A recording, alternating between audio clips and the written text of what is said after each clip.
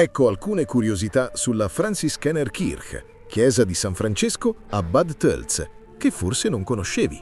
Questa chiesa del convento dei Francescani è nota anche come chiesa della Santissima Trinità. A differenza di molte altre chiese barocche bavaresi ricche di sfarzo, affreschi sul soffitto e stucchi, l'interno della Franziskanerkirche è notevolmente sobrio. Questa semplicità architettonica e decorativa riflette l'ideale di povertà dell'ordine francescano. Al posto di opulenti affreschi si possono ammirare semplici pilastri a muro e pregevoli altari intarsati realizzati nel laboratorio del monastero. La chiesa e il convento, fondati nel 1624, hanno attraversato la complessa storia della Baviera. Furono sciolti una prima volta nel 1802 durante la secolarizzazione, confisca dei beni ecclesiastici da parte dello Stato. La loro vasta biblioteca andò quasi completamente perduta. Tuttavia furono ricostituiti per ordine di re Ludovico I di Baviera nel 1828, permettendo ai francescani di tornare, prima di chiudere definitivamente i battenti nel 2008.